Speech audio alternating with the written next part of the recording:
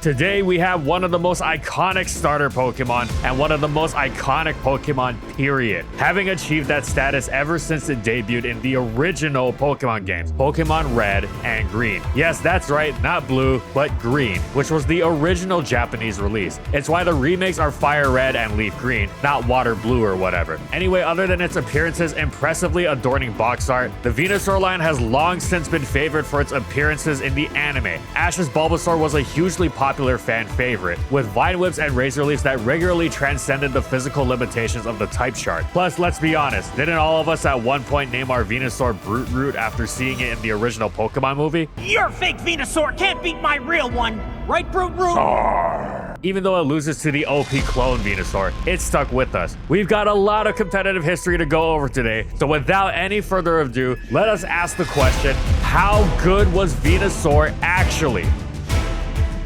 And in this video, we'll be going over these competitive formats.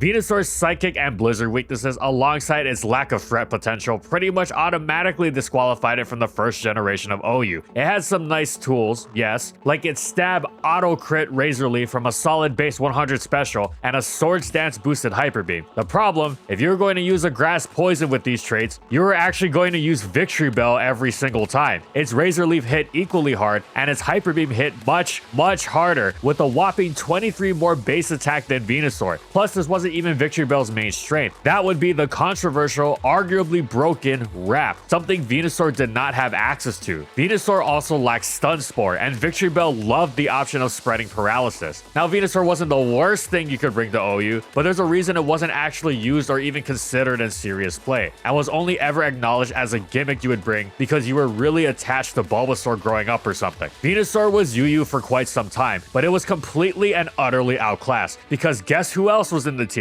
Victory Bell. As such, when RBY-NU came into existence, Venusaur dropped there and was very good. Its primary function was taking advantage of water types like Blastoise. Incidentally, RBY-NU was treasured at this time for being a tier where all three starters weren't just viable, but very good. Fires like Charizard were generally powerful, which made waters better, and thus in a roundabout way, fires being as good as they were meant Venusaur was consistently useful. Venusaur was also a strong, defining part of the lead metagame, where its fast sleep and good bulk meant it consistently got its team off to a good start, effectively taking on the popular Blastoise, Clefable, and Electrode leads, while sometimes it'd even stay in and stomach a Mr. Mime's Psychic because getting Mime slept was incredibly valuable. Venusaur didn't last in NU though, not because it was overpowered, but because of its promotion to UU. Victory Bell became so effective and popular in OU that it was promoted, no longer being an OU Pokemon only by viability, but now by status as well. Venusaur delighted moving to fill its shoes in UU, and it did the job quite well, proving itself with high usage and win rate, even though the tier was dominated by its natural enemy Articuno. It was actually a great partner for Articuno since it used the Pokemon that were used to check Articuno, bulky waters like Vaporeon and Dugong, as opportunities for Razor Leaf spam. It actually outsped Dugong, unlike the previous Victory Bell that had speed tied it. Venusaur also effectively leveraged its superior physical bulk to better withstand Dugtrio's Earthquake, making it more difficult to revenge kill. Even before it got an attack off, Venusaur would shut down an opposing Pokemon with Sleep, an incredibly powerful status in Gen 1 due to its length and inability of an afflicted Pokemon to move on the turn it woke up. Venusaur had the second fastest sleep in the tier, only behind Venomoth, and outpaced much of the metagame in its own right. Getting the jump on Hypno was particularly excellent. Besides its hard-hitting Razor Leaf, it also messed with switches through Body Slam, pairing potential paralysis with decent damage, and Toxic, which most notably ruined agility Wrap attempts from Dragonite, as well as the Tangela that would otherwise wall Venusaur. But Venusaur made a solid niche for itself in the tier as a consistent performer against the tier's many bulky waters. Then, after this brief positive fortune, a series of changes rocked the tier, none of them favoring Venusaur. Sleep was banned from the tier, and there went Venusaur's best tool, the one thing it could rely on consistently, and thus much of its niche was lost. Then Hypno was banned from the tier, which eventually prompted the unbanning of Sleep, with Hypno recognized as the main reason why Sleep had such a detrimental effect of the tier. And indeed, the metagame was far far less chaotic when it was Venomoth, Venusaur, and Tangela doing the sleeping. All good Pokemon, but far from the tear-shattering force that was Hypno. Okay, but wasn't a sleep unban good for Venusaur? Well, at this point, Victory Bell's time as a genuine OU Pokemon was over, and as such it had lost its status, meaning it came right back to UU to outclass Venusaur. As such, Venusaur wound up dropping back to NU, and this time around, it wasn't much good. Why? Because Victory Bell was now in the tier as well, and even Victory Bell struggled with this fast-paced new tier with threatening grass resist aplenty. Thus, through a series of farcical events beyond its control, Venusaur's success didn't last, and it ended its debut generation in a fairly poor spot. Venusaur was thoroughly mediocre in the second generation. It received growth, which meant that it would be far too good at using its bulk to boost and blast through UU, so it was relegated to BL. Did it have any chance at an OU niche then? Well, it seemed like it'd be okay with the same type of strategy. After all, it had a nice typing to shrug off the legendary Electrics, and was effective against a slew of other top OU threats like Nidoking, Machamp, Vaporeon, and Tyranitar. The problem was that Venusaur was just so weak. Its base special attack was fine, and even the fact that growth only boosted one stage was fine. It was the fact that his choice of Grass Stab, either Giga Drain or Razor Leaf, had such ludicrously low base power that it'd take forever before it threatened much of anything. And before it reached that point, it'd be overwhelmed by Snorlax or Zapdos or just about anything else like Gengar, since Synthesis only had 8 PP. While if it chose to run Sleep Powder instead, it'd get overwhelmed even more quickly, and the absurd prominence of Sleep Talk meant it wasn't like Sleep was that impactful in and of itself. The choice of hidden power Fire or Ice was backbreaking too. It wanted Ice to not be walled by Zapdos, but being stuffed by Skarmory was just terrible, and if it went with HP Fire, it also suffered a major bulk loss due to the lowering of its DVs. Once Jinx rose in popularity, that just ensured Venusaur would be even more non-existent than previously. Venusaur was tried once or twice with a defensive set as a pseudo Meganium with a nice cross-chop resist for Machamp, which was nice in theory, but Meganium itself was already pretty niche, and it was better than Venusaur anyway, thanks to superior physical bulk and a more valuable resistance to Earthquake, letting it handle Marowak. For some reason, Venusaur didn't get Sludge Bomb in Gen 2. If it did, Swords Dance sets would definitely be worthwhile. And alas, Gen 2 pretty much entirely passed Venusaur by.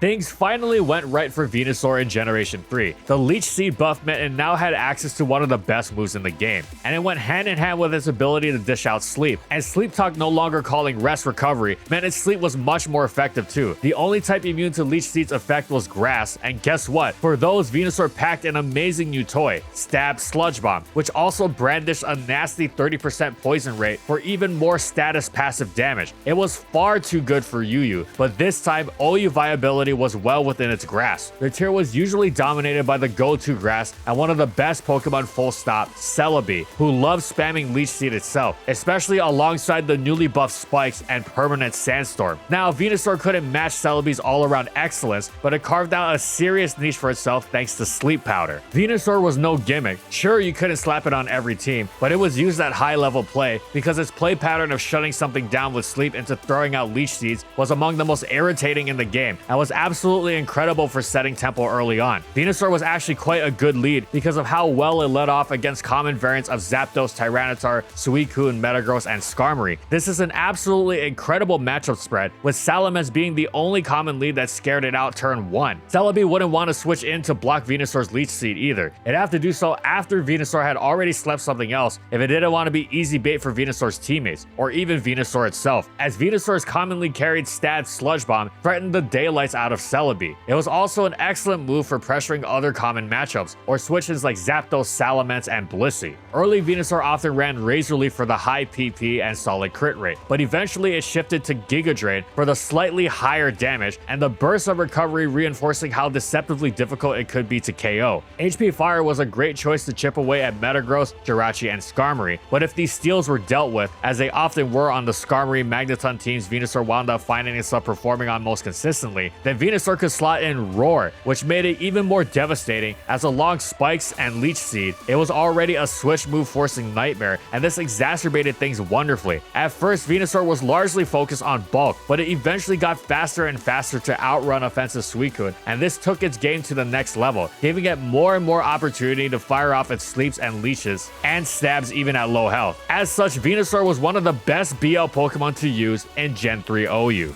Venusaur was largely overlooked through much of Generation 4 OU by virtue of the newcomer Roserade completely overshadowing it. But towards the end of the generation, Venusaur was discovered to have its own niche, thoroughly distinct from Roserade's, not outclassed whatsoever because it was much physically bulkier, which let it take on the likes of Tyranitar, Gyarados, and Breloom, a major advantage over its competition, while still dealing with electrics and special attacking waters and grasses as Roserade would.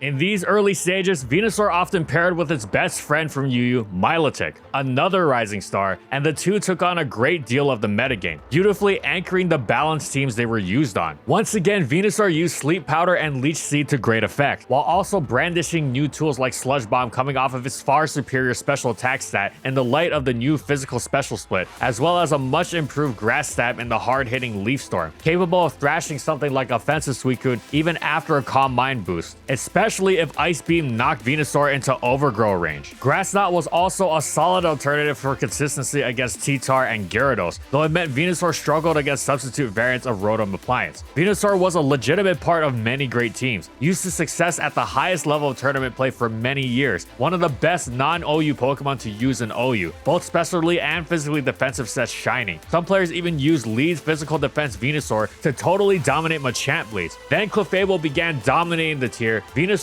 Leech Seed shenanigans were shut down completely, and its niche largely dissipated. It still had potential though, as Sleep was as fierce as ever, and its access to knockoff meant it could actually bait and mess with Clef quite well. It was mostly overlooked, but the skills lay there for any player willing to give it a shot. Now, we mentioned Venusaur's UU best friend Milotic, and yes, indeed, this means that Venusaur was UU. It wasn't just in the tier though, it was the single best Pokemon around. Milotic was right behind it at number 2, and the two paired to take on an absolutely enormous swath of the metagame. Milotic itself was absolutely monstrous to deal with for offensive teams, a nigh impenetrable wall that also pressured most threats immediately and effortlessly, except Venusaur. Venusaur was the single best Pokemon at switching into Milotic, shrugging off Surf, unafraid of Toxic, and quite capable of dealing with Ice Beam, even on offensive sets. Many sets ran Synthesis and would easily undo the damage as Milotic switched. Once Venusaur had its entry on this top tier threat, or many others, but Milotic was by far the biggest, it proceeded to absolutely dominate nearly everything in sight. Its stabs absolutely massacred so much of the tier, with most common grass resist like Arcanine adamantly refusing to switch into Sludge Bomb, to poison resistant grounds of course terrified of Leaf Storm. Oh, and what about Registeel, Chansey, Clefable? Yeah, those got slept and removed by Dugtrio, or pressured by other teammates like Mixed Blaziken or Specs Moltres looking for a free switch. Because Venusaur wasn't just a threat on its own, it enabled its teammates beautifully both through its Milotic countering and shutting down of an opponent through sleep. Alternatively, Reggie, Chansey, and Clefable just lose one-on-one to Swords Dance and Mixed Venusaur, and actually, it's only specially defensive Clefable that takes standard special Life Orb Venusaur. The others got blown away, and even special defense Clefable had to be very careful with its health, lest it fall into range of the combination of Sludge Bomb and Leaf Storm. Venusaur was an effortless threat to begin with, but then you throw in its incredible set variety, and it truly became the king of the tier, capable of slotting onto nearly any team and performing incredibly well. We've mentioned the special attacker, which by and by can run Black Sludge as its item and make up for the loss of power by reinforcing the longevity, which gives it opportunities to fire off its attacks, as well as the Mix and SD variants already. Venusaur also excelled at utility with both physically and specially defensive sets. They still naturally hit offensive threats hard a la Milotic, and the added bulk made them much more difficult to take down on either side of the spectrum. These variants were some of the most integral parts of stall teams. Additionally, Scarf Venusaur was downright excellent, with fast Sleep Powder starting games off well as Hidden Power Rock to drop Moltres and Scyther leads. That said, Scarf Venusaur didn't have to be used in that position and was also a great late game cleaner. The only true Venusaur counter was Wheezing, and even then it was a very specific variant of Wheezing, especially defensive Rest Talk. A fine set to be sure, but this was incredibly limiting. Venusaur was so good, so incredibly popular, that it single-handedly nullified Toxic Spikes as a strategy in UU. The strategy was so often a waste when Venusaur was absolutely everywhere to absorb the T-Spikes on entry, and thus they were almost never seen. Venusaur's excellence extended to an immense difficulty in being countered reliably, an issue exacerbated by the incredible ease with which it hit the field, and thus there were times where some top players wanted it suspect tested. This never came to pass though, and Venusaur continued to reign as the king of the 4th generation of UU.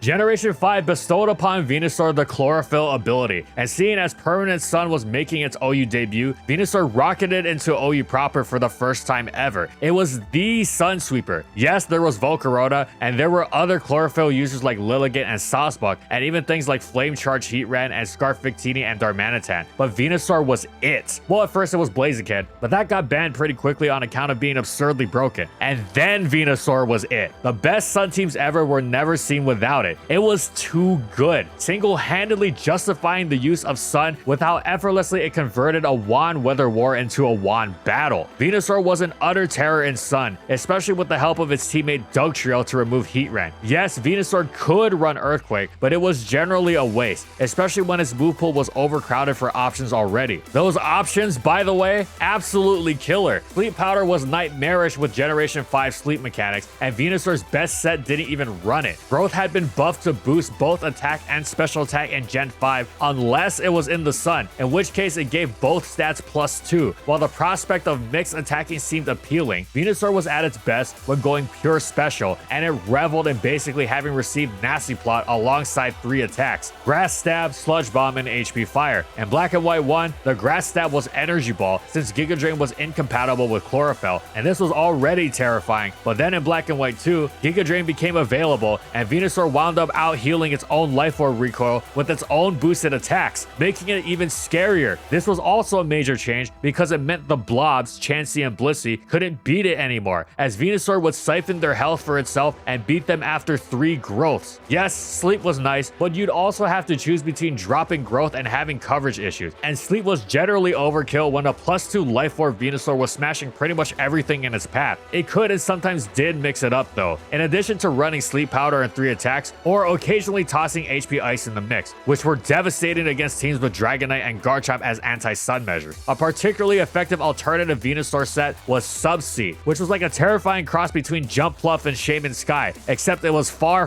bulkier than either of them. While Sun was generally synonymous with offense, Sun's stall teams were quite effective as well, and in addition to Cresselia, the quick stalling prowess of Subseed Venusaur was the biggest factor fueling their viability. Sun was initially seen as far inferior to the Sand and Rain dominating OU, but over time, it was discovered that at high level play, Sun had the capacity to run circles around them to completely bowl them over, and this was largely thanks to the absolutely incredible threat Growth Venusaur posed. And against weatherless teams unable to contest the Sun, forget it. Once Venusaur and friends, mostly Venusaur, started trucking their way to a victory left and right in high level tournaments, the player base began to take notice, and a major theme they observed was that Sun teams, far from being the lesser weather, were actually kind of overpowered. Preparing for them was immensely restricting in the team builder, and if you didn't bring rather specific measures to handle Sun, you were almost certainly going to be utterly helpless against it in battle, and this was almost solely thanks to Venusaur. Most threats teams are weak to can still be outplayed through a variety of means, but seeing as Venusaur outsped and destroyed such an enormous portion of the game with choice scarfers left in the dust, your options were quite limited, unreasonably so. Clamoring to deal with Sun began among the player base, with many top players citing Sun as the single biggest issue in the tier, ruining the metagame, only existing to try and grab matchup wins, with preparation for it coming at the expense of the rest of the tier. But remember, by the time this chorus was resonating through the land, Black and White OU had become an old generation. Old gens didn't receive tiering, except for the most extreme cases as they were considered over and done with. And in an unprecedented move, in the same swoop that brought Excadrill back to OU, Chlorophyll wound up being banned alongside Drought, following the same precedent as the Drizzle Swift Swim ban all those years before, with an official tournament using as a testing ground for the ensuing metagame. And it was universally agreed upon. Chlorophyll wound up never returning. When people said Chlorophyll, they all meant Venusaur. Yeah, the others were threatening, but it was Venusaur alone that brought Sun into this position. After the ensuing bans of Arena Trap, some thought Chlorophyll might be more palatable, as it was now without its scariest enabler in Dugtrio. The eventual sleep ban was received similarly, but most of the player base remembered how terrifying Venusaur was, and wisely chose not to invite that terror back into the tier. Venusaur was never allowed to drop to UU in this post-Sun metagame, unfortunately, and there it would have thrived. But still, for how it completely bent OU to its will, it's not at all a stretch to say it created old generation tiering, because it was such an issue, and as such, Generation 5 was a monstrous, smashing success for Venusaur. Generation 6 removed Permanent Sun, but it also gifted Venusaur an absolutely amazing Mega evolution, and a unique one at that. Whereas most Megas were all about screaming levels of offense intent on making past generations of Ubers look like Ryu, Mega Venusaur was blessed with absolutely incredible bulk, jumping from base 83 defense and 100 special defense to 123 defense and 120 special defense. Not only that, it gained thick fat as its ability, so unless you were Terra Vault, Cure, and Black, you would no longer hit it super effectively with fire or ice moves. Sure, with a Mega Stone it couldn't receive passive recovery from Black Sludge, it'd be just fine for longevity. If really necessary on a slower paced team, it wouldn't be difficult to slap Wish on a teammate that it had good synergy with, like Clefable, while Venusaur could also still Leech Seed effectively. Additionally, Mega Venusaur loved the change of grass types no longer being affected by Spore or Sleep Powder. Sure, this slightly annoyed it too, but it had plenty of moves it already wanted to use, and it more so enjoyed the fact that it now completely blanked Breloom. On that note, Mega Venusaur was also a force offensively. Part of the reason its Giga Drains were so good at replenishing its health was that it also gained a massive boost to its base special attack, going from base 100 to 122. Additionally, its Sludge Bombs were newly threatening in that they had gained important super effective coverage against fairy types. Its resistance to fairy moves was also a major boon for Mega Venusaur's defensive profile. In the chaos that was early XY, Mega Venusaur provided much needed stability because of how incredibly well it took on so many huge threats, from Mega Mawile to Greninja to Keldeo to Thundurus to Azumarill. It stonewalled so much offense. There were Pokemon that could actually hurt it, and the likes of Talonflame, the Lati Twins, and Landorus Incarnate did not want to take a Sludge Bomb poison, to say nothing of the hefty chunk of damage Mega Venusaur dished out directly. By virtue of this trait, Venusaur was the go-to Mega on stall teams. It was also excellent on many a balanced team, holding them together against the beast that was Protean Greninja, forcing extra Sentry if it wanted to get anything done. It was unbelievably tanky with bulk investment, as Mega Venusaur hardly needed attacking investment for its moves to threaten offensive pokes, given its natural strength and great coverage. However, eventually it was discovered that Mega Venusaur was, of course, just with max HP, and if you gave it a modest nature and max special attack, it retained its hit-taking ability while becoming a downright ferocious special attacker in its own right, making it even more difficult to deal with. This became the go-to Mega Venusaur variant on balanced and bulky offense team, and it excelled. Then Oraz came around, and post Mega Salaman's ban, the focus was still on new Megas like Diancie, Metagross, Lopunny, and Sableye. However, Mega Venusaur's effectiveness never waned, and the player base quickly discovered its strengths to be just as consistent as before. It continued to thrive on bulky offense and balance teams, especially effective at completely stifling Superior, as well as any Manaphy lacking the otherwise niche Psychic. Stall teams generally went with Mega Sableye during Oraz's heyday, but once it was banned, Mega Venusaur gave such teams new life. It was not a flashy Mega, but Mega Venusaur was among the most reliable, consistent, successful Megas in Generation 6 OU. Meanwhile, base Venusaur dropped past UU and landed in RU, where in a manner quite similar to DPP UU, it was absolutely incredible, almost unbearably good in the way it twisted the metagame into a shape that tried to deal with it, and only kind of succeeded, because it was basically impossible to stop the Venusaur train. The classic Life Orb special attacker was utterly monstrous, with its stabs packing both beautifully complementary coverage and resist-defying strength, and this time if it didn't want to use Sleep Powder, that could be pivoted around by other grasses or the similarly buffed Overcoat Escavalier. Venusaur could utilize a buff knockoff, removing the recovery of anything that switched into it, like its old enemy Registeel. You know, that Pokemon completely reliant on leftovers to heal, or the Eviolite that Golbat was relying on to function. Knockoff was also a strong punish for would-be switch-ins Sigilif and Delphox. Defensive Venusaur was also a superb Pokemon, acting as an integral part of a team's core in the line of defense against major threats, most notably the fighting types Virizion, Hitmonlee, and Sock. This Venusaur was a massively important part of the balance teams, which defined the metagame. Their measured pace, slower and considered, yet with great capacity to beat the opponent down with damage both direct and indirect, was perfectly in tune with the playstyle of Venusaur itself. It was especially great when bolstered by the support of Alomamola's massive wishes, reinforcing its already amazing ability to repeatedly take on so many of the tier's biggest threats while simultaneously effortlessly exerting its own pressure on the opponent. Venusaur's skill set translated to a nigh flawless Pokemon in the Oraz RU metagame. It was one of the very best, if not the best Pokemon around, and so Generation 6 was absolutely amazing for Venusaur. It took the gift of a Mega Evolution for Venusaur to make its mark on VGC, but that little Mega Stone transformed into a versatile and nuanced competitor that was a threat with or without its Mega Stone. Thick Fat turned Mega Venusaur into an absolute tank capable of dishing out good damage with Sludge Bomb, disrupting the enemy team with Sleep Powder, and topping itself off with healing moves like Leech Seed, Giga Drain, or even Synthesis. It wasn't uncommon to see Venusaur pull off 1v2s or even 1v3s, winning endgame scenarios with the proper prep. That is, against most Pokemon.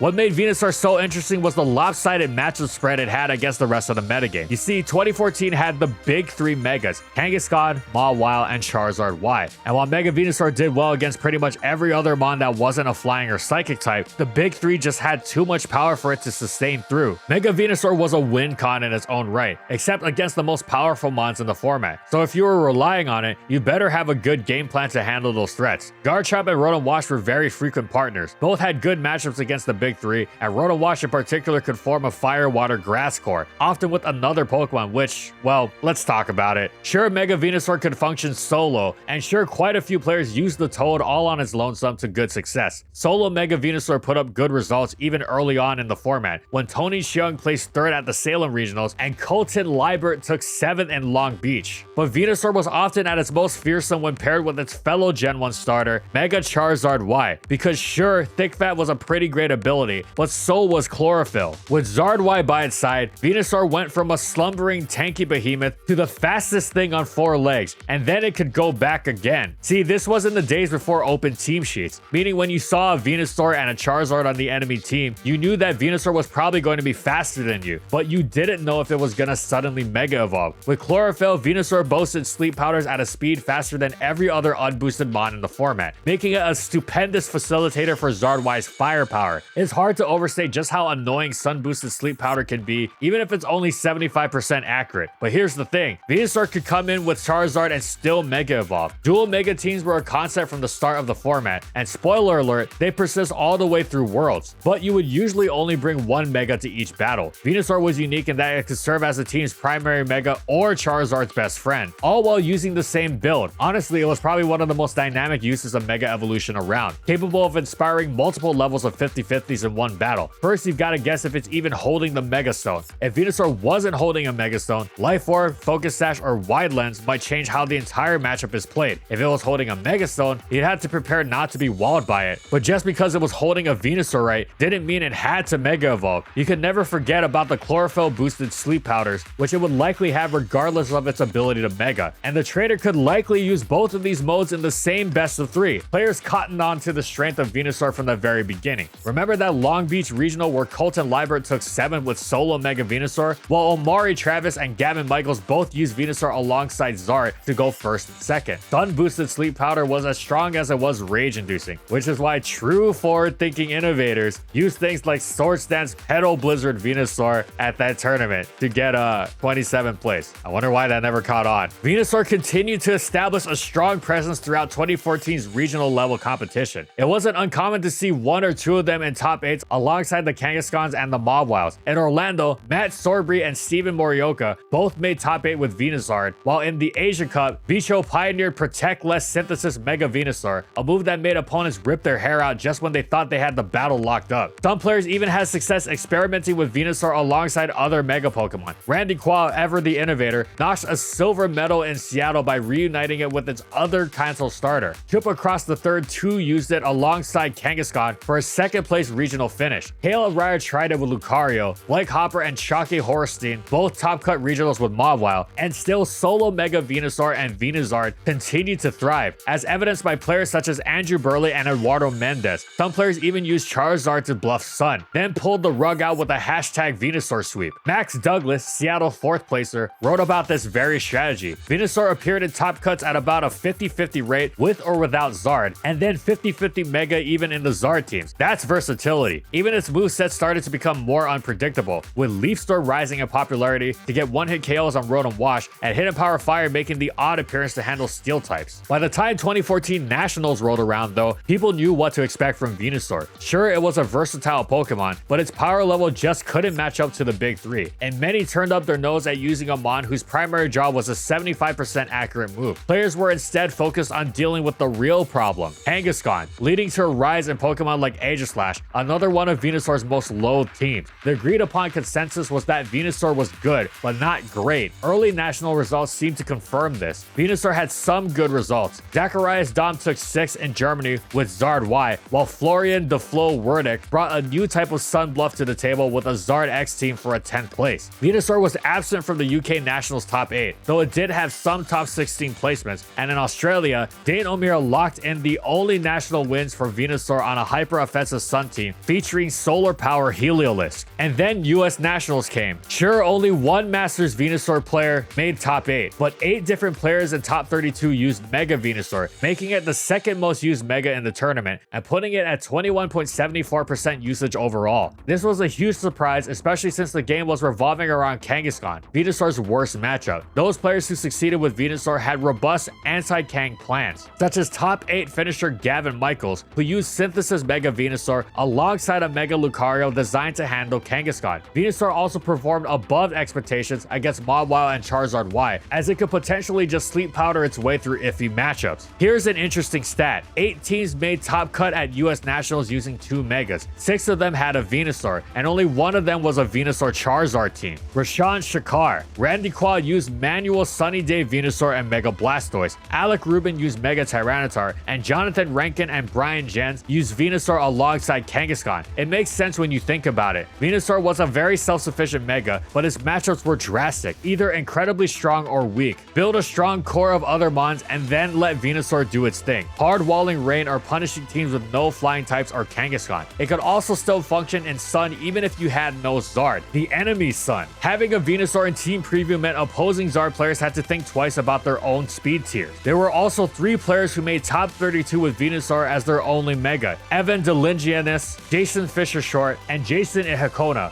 added notched a 1st and 3rd place in seniors, credit to Mackenzie Cazaros and Paul Chua respectively. Sadly for Venusaur, US Nats would be the highest point of its season. Worlds was all Kangaskhan and anti-Kangaskhan, and this side Venusaur really struggled. Marcus Liu gave it a high water finish with his 4th place Mawile and Machamp team, but Venusaur only had 3 other reps in top 32 and dropped to 10% usage. It continues to drop through the post-Worlds regionals as the 2015 meta loomed. 2015 brought a bevy of threats that made Venusaur's life very hard. On the Mega side, the Big 3 was now a Big 5, and Venusaur did not particularly love either of the additions, Metagross and Salamence. On the non-Mega side, Heatran and Amoonguss were nightmare mons. That said, there were a few new Pokemon whose company Venusaur appreciated. Terrakion handled Kangaskhan well, while Venusaur never feared seeing it on the other team, and while Cresselia was another threatening Psychic type, it added dimension to Sun teams by giving them slow play and Trick Room modes, things Venusaur appreciated quite a bit. Venusaur had never been a Pokemon meant to solve all matchups, and creative team builders were still able to give it good placements, especially early on in the season, when the meta was more open. Christopher Corio Arthur took bronze at the Dutch Regional Championships, which Alejandro Jimenez followed up with his own podium finish in California,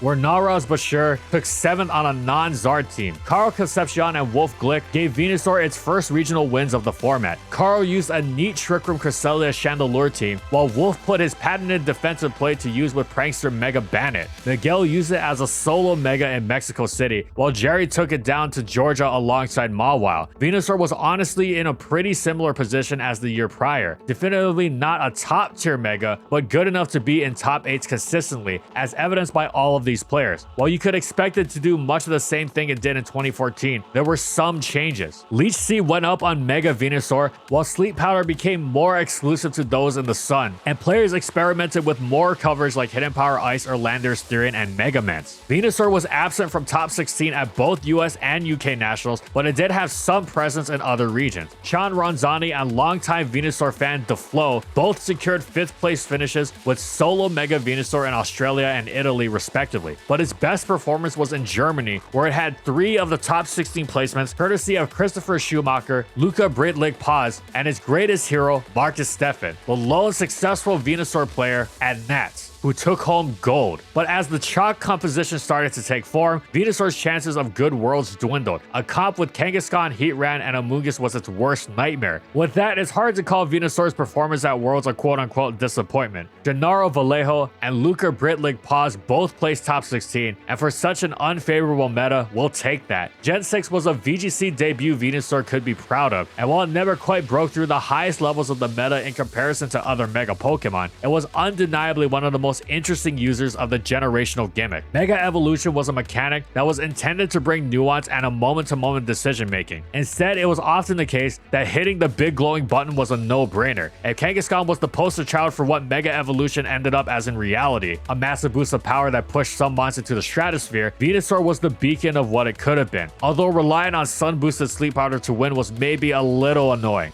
Venusaur returned to the OU metagame with incredible efficiency, once again staving off a massive slew of monstrous threats and providing stability for the balanced teams it held together. It absolutely dominated Magearna, one of the tier's most controversial threats, while also helping massively against Greninja, both Protean and the new Battle Bond, as well as Kartana, Tapu Koko, and Tapu Bulu. It especially loved the presence of Bulu on opposing teams, since grassy terrain provided Mega Venusaur passive recovery. Mega Venusaur generally didn't run Giga Drain as much this gen. It wanted Leech Seed too much, since that's what let it take on even Calm Mind boosted Magearna so well. But if paired with Magnezone and thus not needing Hidden Power Fire, Mega Venusaur could also enjoy the benefits of a grassy terrain boosted Giga Drain when countering opposing Tapu Bulu. Though if dropping HP Fire, it also liked considering the use of Knockoff. Speaking of enjoying the presence of Tapus, Mega Venusaur loved pairing with Tapu Fini, whose Misty Terrain guarded it from burns from Scald and Rotom Wash. Though if it did get burned, Mega Venusaur still wasn't getting worn down easily, thanks to the status now having been nerfed to deal 6.25% per turn. Mega Venusaur most famously, commonly, and effectively partnered with another Leech Seed user, Celesteela. The Venus-Steela combination, as it was called, took on an enormous portion of the many offensive threats flying around every corner of the Gen 7 OU metagame, and were especially effective at doing so because of their combined Leech Seed spam. Playing offense while bolstering their own defense, wearing down the opponent while healing yourself is just as good as it sounds when coming from such amazing defensive Pokemon. The two were so lights out, they, alongside Toxapex, completely invalidated offensive teams unable to break through them, which is to say, they invalidated a lot of teams. Mega Venusaur's status as a grounded poison was also especially useful in this generation for guarding against Toxapex's dangerous toxic spikes. Mega Venusaur continued to define balanced teams into Ultra Sun and Moon, where it especially enjoyed the greater anti-hazard support it received through the wider distribution of the fog, most notably on a newly effective teammate Tornadus Therian. Now it was more difficult to wear down with something like Greninja Spikes, so it had to spend fewer turns manually healing with Synthesis and could instead threaten the opponent actively with Leech Seed or Sludge Bomb. As Mega Mawile became scarier and scarier, Mega Venusaur's role became especially important as perhaps the only true counter to it in OU. Mega Mawile had to run Iron Head to deal real damage to it. Not a bad move, but one it struggled to fit into its moveset immensely. So overall, Mega Venusaur was a strong force in OU. Despite this, Mega Venusaur wound up falling to UU, and this was not at all a knock against it or reflection of its OU viability, as it never stopped being effective there. It was more so the fact that there was a slew of effective strategies in OU, and Mega Venusaur wasn't as splashable as other Pokemon. As it dropped to UU, it did not quite feel outrageously broken. It wasn't the type of Pokemon that outsped and one-hit KO'd everything in sight after all, but it wasn't long before it dawned on the player base that Mega Venusaur was overly restricting in a different way for how hard it was to KO, and it was incredibly hard to KO by UU standards. Mega Venusaur hit way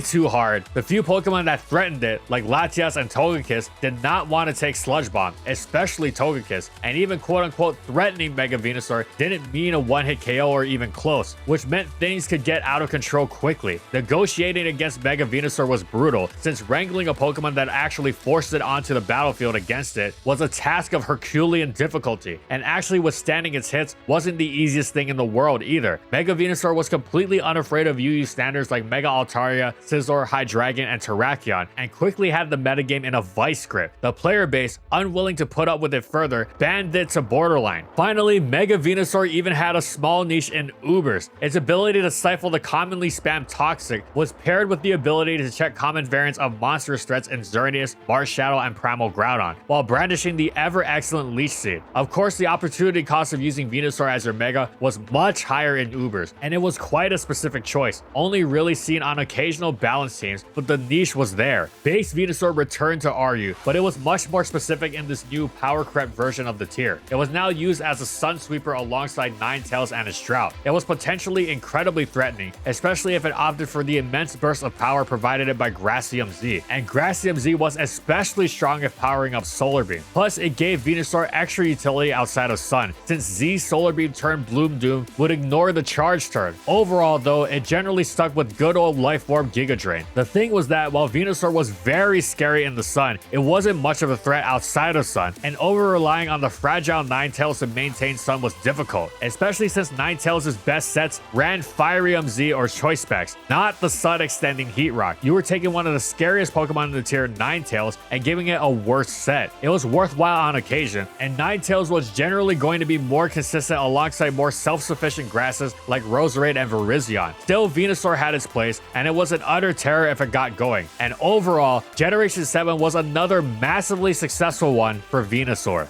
Sun and Moon didn't add much to Venusaur's repertoire aside from the potential to fire off a one-time Gracium Z boosted attack, but the meta changed a lot around it, and it was overall unfavorable. Sure, there were 4 very strong fairy types for it to deal with, but 2 of the top boosts had abilities that practically neutered half of the reason to use Venusaur, nullifying Sleep Powder. One of them could blow up 3 Venusaurs with 1 terrain boosted Psychic, and the last one was another grass type that gave it competition. What's more, Mega Venusaur wasn't the hard stop to rain it once was. In Gen 6, it could eat up Politoes like they were nothing, but the new Drizzle user Pelipper was another matter, what with its 100% accurate Hurricanes. Factor in Mega Metagross and Kartana, and you've got a pretty hostile environment. Leech Seed and Giga Drain sets based on longevity were the wave here, due to the increased unreliability of Sleep Powder. Venusaur's good results in 2018 were far and few between, though as always they were pretty equally split between Zard and non-Zard. Non-Zard players included Patrick Donegan and Megan Hyman, while Alex Collins and Ong Wei piloted Zard-wide teams to top 8s in their region. Venusaur's best placement in the regular season came at Oceania Internationals, where Koji Morimoto finished just shy of a top 8 finish with a Sun variant that also included Crest and Snorlax for a Trick Room mode. Well, Worlds told the story of Venusaur's whole season. Only 2 placements in all of Day 2, thanks to Juan Nar and Javier Valdez. In the seniors division, Shota Yamada got top 4 and also won a 3v1 comeback with Venusaur.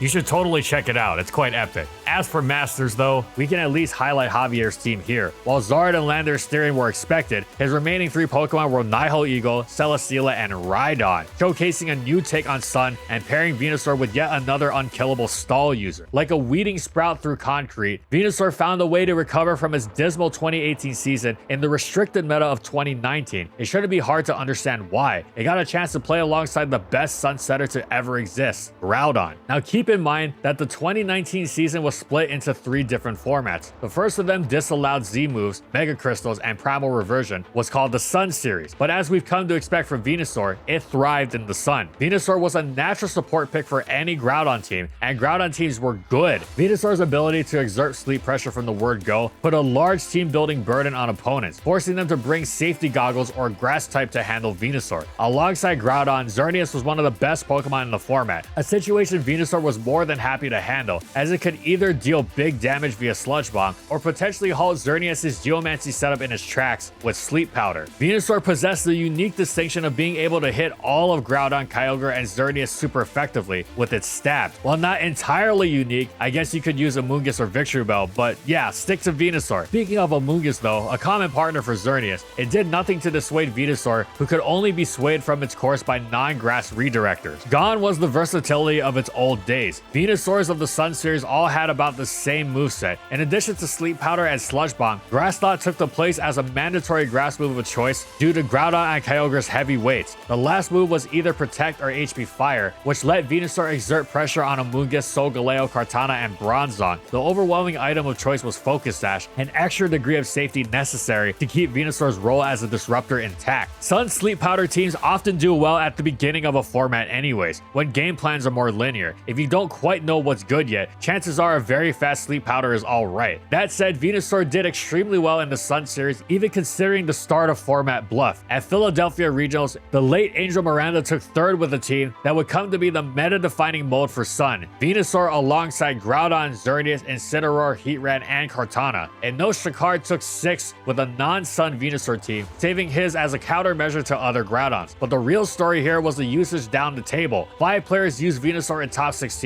and it had 9 total appearances in top 32, landing in a spot as the 4th most used Pokemon of the tournament. This was no outlier. Venusaur was 5th in usage at the Frankfurt Regionals. Same story at Memphis, where Venusaur made up nearly 40% of both the teams in top 8 and top 16. However, as the Sun series went on, players became more adept at managing weather, and Kyogre's tide rose while Groudon's sun set. Venusaur wasn't quite as ubiquitous as it had been at the start of the format. That said, it still put up plenty of good performances, with the highlight being Magav Malavia's Anaheim Regionals win, where he piloted the bulky restricted duel known as Yveltal to a first place finish. The Moon series reintroduced Z Crystals, giving Venusaur another option for firepower. Even in the Moon series, the Sun still flourished. Venusaur, often with Groudon, had way too many good results to list, and to be honest, it was doing the same things most times. So go ahead and take a gander at these results while I recap the highlights. Nick Nails Navarre gave Venusaur another regional win early on in Dallas. We can use Nick's win to highlight the core Pokemon you'd almost always find with Venusaur. Groudon was a no-brainer, although there were still a scant few players who brought Venusaur on non-Sun teams to counter Sun. Incineroar was simply the best Pokemon in the format and loved the Sun. Xerneas was by far the most common partner restricted, and then the last 2 slots were where the customization happened. Some teams opted for a Trick Room mode with Stakataka, while others opted for Tapu Koko, a mon that had anti-synergy with Venusaur's sleep powders, but gave a more reliable way to deal with Yveltal and Kyogre. Speaking of Yveltal, Yveldon was still probably the 2nd most used restricted duo, but inventive players did find other combos that let Venusaur shine. My personal favorite team of the Moon series was probably Aurelian Forest's first place team from the Cannes special event, which consisted of Groudon, Kyogre, Ludicolo, Shedinja, and Ditto. You can see the idea behind this team pretty clearly. Groudon plus its best friend, Kyogre plus its best friend, and then Shedinja and Ditto as the 2 wild cards. Venusaur was so good in Sun that it didn't always need full team support. You can see the same idea flipped on its head via Alex Aran's 4th place Collinsville Regionals team, but he used the restricted duo of Solgaleo and Zygarde, neither of them weather setters, but Venusaur and Toxicroak were anti-weather mons, selected specifically for their ability to function as long as the skies were in their favor. But as we've come to expect, Venusaur usage went down as the format went on. None even made top 8, with Paul Chua just missing out at 9th. Solgaleo on the rise posed a big problem, and it faced steep competition for a grass-type slot with Ferrothorn and the newly rising Serena. And then came the Ultra Series. Yay, Venusaur can Mega again. Great, right? Wrong. Remember how Mega Venusaur couldn't stand up to the raw damage of the big 3 Megas back in 2014? Well, this was a format where every single Pokemon had that damage, and there was no way you were wasting your Mega Stone on a stall tactic with things like Mega Rayquaza, Mega Salamence, and Primal Groudon running around. In fact, you probably weren't wasting a team slot on Venusaur at all. It's not that Groudon usage went down. In fact, Groudon was one of the most popular restricted Pokemon. It's just that the successful Groudon teams of the Ultra Series weren't full Sun teams. Primal Groudon was strong enough on its own that it didn't need to index into taking advantage of the weather, and Venusaur's own matchup against Groudon got way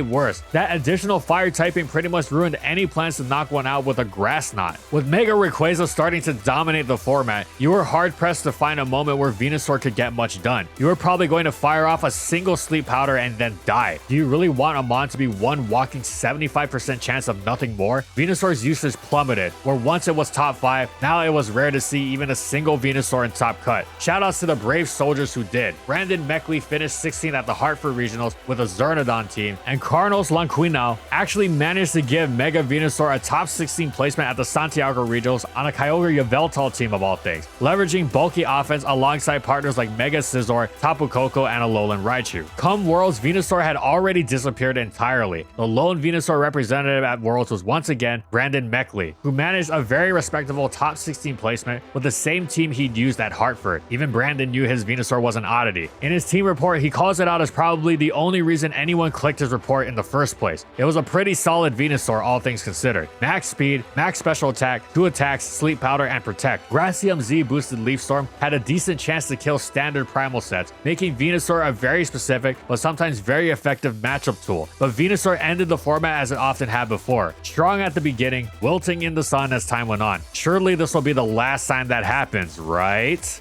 Venusaur lost both its Mega and Hidden Power in Generation 8, but Game Freak went out of their way to make it up to it. Well, yes, with its Gigantamax form, as that was quickly banned from singles alongside Dynamax as a whole, but that wasn't all, as Venusaur was chilling with some absolutely incredible buffs, Weather Ball and Earth Power. The latter was finally the ground coverage it wanted off of its special attack stat, letting it crush Heatran and other steals outside of Sun, while Weather Ball's power was a huge upgrade over HP Fire. It absolutely melted non-Heatran steals without even needing a boost. Sun became a force in the metagame. Yes, in large part thanks to Libero Cinderace and Venusaur's fellow cancel starter Charizard, now also brandishing Weather Ball alongside its solar power ability for absolutely nuclear power alongside choice specs. But also because after the fire types would unleash their assault, Venusaur would come in and clean up with ruthless efficiency. Charizard Venusaur Sun was so effective that it briefly became all the rage in the tournament scene during the Isle of Armor. The duo had incredible synergy since Charizard so reliably shattered the opposition into a weakened state, and Venusaur so reliably cleaned up weakened opponents. Venusaur also really enjoyed the presence of Hatterene, which in addition to the anti-hazard trait of Magic Bounce alongside a threat in its own right with strong Sun Boost and Mystical Fire, also packed Healing Wish, making Venusaur even scarier. Venusaur was a major contributor in Sun's dominance, shocking the metagame out of its previous switch move Balance Focus. He can throw all the firepower in the world at opponents, but it means nothing if you can't seal the deal, and Venusaur came through in that regard time and time again. It didn't need to come in later on either, as it was also an utterly monstrous wall breaker in its own right. A +2 Life Orb Sunny Weather Ball absolutely shellacked OU, to say nothing of how fierce its stabs were. Before it was ripping up OU though, Venusaur was unleashing Sunny Fury on UU, just with Ninetales as the Sunsetter instead of OU's Torkoal. It was so all-consuming in its power that the UU player base attempted to ban Drought, only to be stopped by the RU player base. Huh? You don't see that every day. Anyway, they protested the ban because they wanted to keep Ninetales in their tier. Fair enough, and as a result, Venusaur got canned from UU instead. Oh, and Ninetales wound up getting banned from RU anyway, funnily enough. Anyway, the Crown Tundra rolled around, and Venusaur returned to UU to do, the exact same thing. It wasn't paired with Charizard as much, since Hatterene wasn't going to be keeping rocks off against Molebreaker Excadrill, cleaning up after the likes of Chandelure and Darmanitan. It was an absolute monster. The 2013 Pokemon Cypher accused an opponent of not packing the Weather Balls, but that was decidedly not Venusaur's problem here, as it rocked pretty much the entire tier after a growth. Even Chansey's sheer bulk couldn't stand up to it. Venusaur leveraged that toxic immunity to repeatedly growth in Chansey's face, and then out-heal the damage it sustained from Seismic Toss with super boosted Giga Drains. The only thing stopping Venusaur from complete dominance was the fact that Sun itself was the more specific side as a team style in UU. It was good to be sure, but not the kind of consistent contender that would vault Venusaur to higher status. Venusaur also continued to have a niche in OU, as Sun was similar there. Good, but on the specific side. Here was where Venusaur finally unleashed its Heatran crushing Earth Power. The issue was that it needed both stabs alongside growth, and without Weather Ball it'd be walled by Corviknight. But Corviknight was hardly an issue for Sun teams, and being able to so mercilessly stop such a huge threat in Heatran was major. The Sun absorbing duo of Venusaur and Blaziken was much of the strength of Sun, as both Pokemon combined strength and speed to mow through any team style thrown at it. Again, on the more specific side, it wasn't easy working around Torkoal's flaws and both building a team and then getting it on the field and getting the Sun Sweepers in while Sun was active, but their power was such that it was rewarding, well, worth the effort, and Sun, largely fueled by Venusaur, had a solid OU placement as a result. So overall, Generation 8 was a successful one for Venusaur.